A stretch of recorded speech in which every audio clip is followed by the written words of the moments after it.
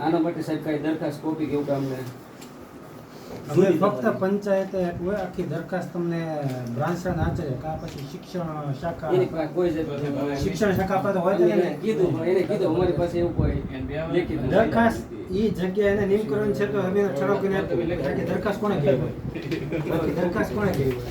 એને જ કરી હોય ને. ઈ તો એને કર્યું હોય તો તમે પંચાયત તરફથી કોઈ દરખાસ્ત એમ નથી આપી. નહીં દરખાસ્ત અમે નો કરી ફક્ત ઠરાવ આપી. ટૂંકમાં નામંજૂરી નથી આપી. નહીં અમે ઠરાવ આપ્યો કે એના નામે થાય તો વાંધો તો વાંધો આવે નહીં. તમે ટૂંકમાં વિવાદ નથી ઊભો કર્યો એમ. હા, એના નામે થાય તો એટલે વાંધો અમે આ નહીં. 200 જણાની સહી છે ઠરાવ છે તમે જે અત્યારે ઉપર લેવલ મોકલાયો છે ભાઈ કંબોઈયામાં કરવા માટે એ ઠરાવ અટકાવીને અમારો આ ઠરાવ તમે બ્રાન્ચનો અત્યારે કરવા અમારી વિનંતી.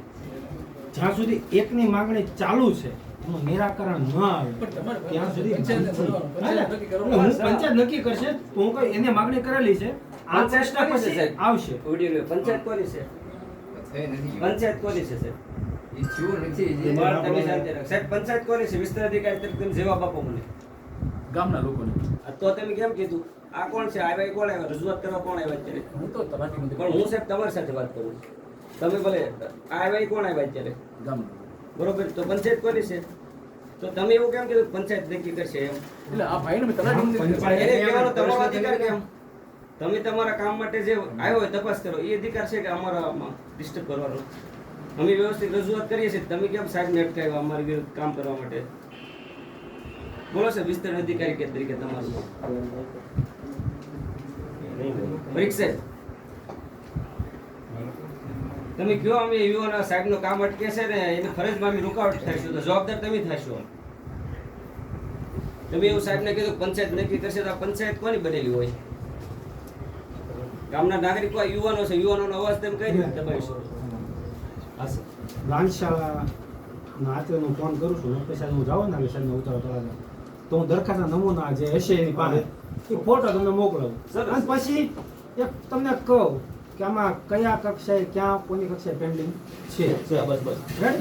ઈ તમ તાર આપણે આપણી રીતે કરીશું પણ આ એક કામ છે બધાય જો માટે ઓલી બાજુ મળે ને તમને હા. ઓલી બાજુ હા કંબોયું કેવું આપણું નહીં, આ. બ્રાન્ચ શાળાનું કહું. બ્રાન્ચ શાળામાં ઓલી બાજુ હા, હા. ત્યાં નદીના વેણિયા કેટલા છે? બહુ આગળ છે. આઘું છે બહુ વાવટી બહુ આગળ અને છે. આ 80 એટલે કે એક એકર 2-3 વીઘા જો થઈ જાય ને આવું 3 ની 4 થઈ 4 વીઘા થઈ જાય. 5 વીઘા થઈ જાય. બરાબર.